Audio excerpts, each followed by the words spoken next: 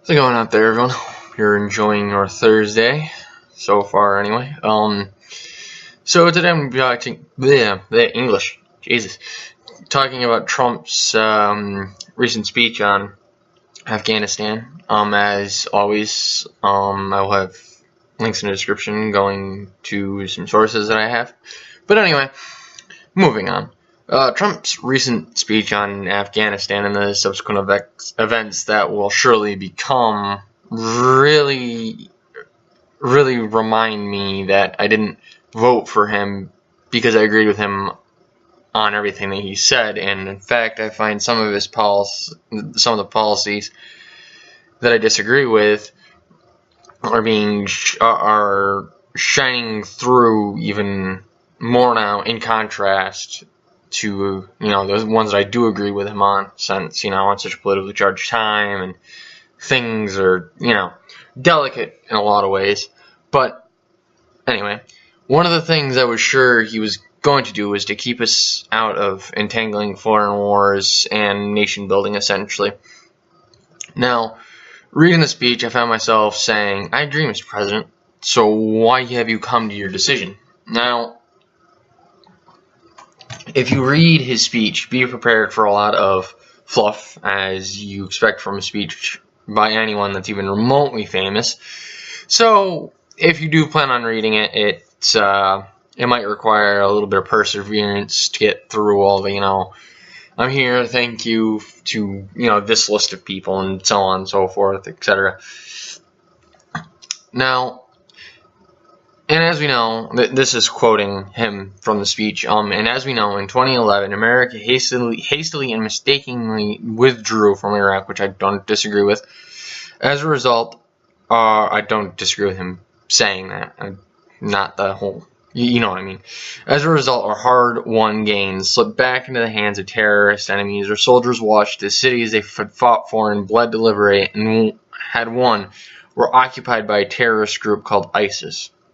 The vacuum we created by leaving too soon gave safe haven for ISIS to spread, to grow, recruit, and launch attacks. We cannot repeat in Afghanistan the mistake our leaders made in Iraq. Now, I agree with what he said. It was America getting involved in trying to play nation builder, and then the subsequent, vacuum that was caused when we just, up and left after 17 years. But in that regard, Mr. President, how do you plan on keeping that from happening to Afghanistan? And this is what I would ask him. I'd ask him quite simply, if we're going to be going into Afghanistan, are we going to be doing it a lot different than the way that we did in Iraq, and a lot on Pakistan even? And the reason why a lot of what happened with Iraq and Pakistan, aside from the whole, us abandoning them, after 17 years, just up and leaving, a lot of that came down to the fact that our military strategy wasn't fit for the kind of enemy that is, Al-Qaeda and terrorists in general. See, these groups of people only, and terrorists don't they don't deal. You can't deal with terrorists the same way you deal with a country. You can't, when you take over a country, it's very simple. You cut the head off the snake. In this regard, the government, you remove the government, and it's very easy to replace it with either your own members or to take over the populace in general, because the military is no longer has the head to work. Terrorist groups, while they do have a leader, they tend to be a lot more chaotic, and a lot less, not civilized, but, well, I guess in some cases, yeah, you could say that they are less civilized, but a lot of the times it's very difficult to just, remove the leader and then the terrorists go running. No, somebody else is going to take his place relatively quickly. We saw that, after Osama got shot, or Saddam, rather, excuse me. But with that being said, it's, we have to, if we are going, and with all that happened, it's like we should learn from our mistakes and not get involved in getting involved in Afghanistan. But that's, an issue in of itself. But he continues later and says, in Afghanistan, in Pakistan, and In Afghanistan and Pakistan, America's interests are clear. We must stop the resurgence of safe havens that enable terrorists to threaten America, and we must prevent nuclear weapons and materials from coming into the hands of terrorists and being used excuse me, and being used against us or anywhere in the world for that matter. Now, that seems logical, and I'm done quoting his speech now, but he did mention using U.S. military might. Obviously, that's not verbatim. But what he says basically boils down to that. And if you care to verify, you can always read the speech yourself. As I said before, it'll be linked in the description. Now, while I can see where he's coming from about Afghanistan, I feel like not only does it put further strain on our military, both in the sheer numbers and on the individuals themselves, these men and women who are going to be out, out fighting a war away from their families in a foreign country that we don't have a whole lot of stake in. It's not like they're directly fighting to, save America. They're directly fighting to get Afghanistan stable so that terrorism doesn't have such a place to flourish. And while that may seem, like they're short-sighted, I mean, that's what a lot of people are going to be taken away with right off the bat. And are they wrong? I mean, not really. Not at all. And have every right to feel that way. But it also puts further strain on our out-of-control spending, which, if you're aware of our debt, it's in multiple trillions at this point. Now, and I don't think terrorist groups are on the verge of getting their hands on nuclear weapons or making them. Look how long it took for an established country like North Korea to get nuclear weaponry. And I mean, even at this point, they had tests and all of this. We already knew what was going on. So, in much the same regard, am I saying it's impossible in the case of, ISIS and other terrorist groups to get their hands on, nuclear weaponry or other such things? No, it's not impossible. I'm just saying it's highly improbable.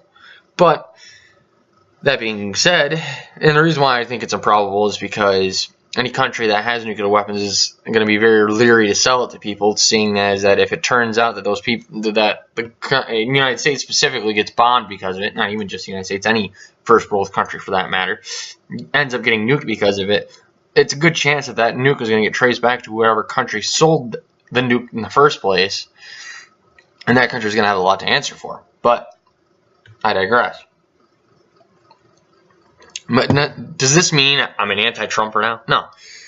I never was a big fan of the guy to begin with. I was never like one of these, pro-Trump where Red MAGA had all this, other happy horse shit.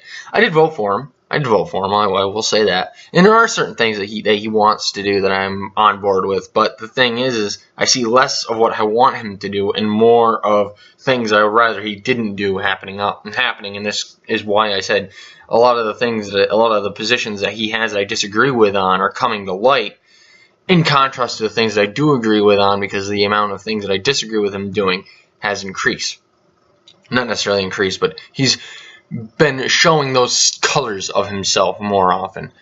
I mean, I don't mean that in an orange sense. I mean, orange joke. Come on, I had to make that one. Anyway,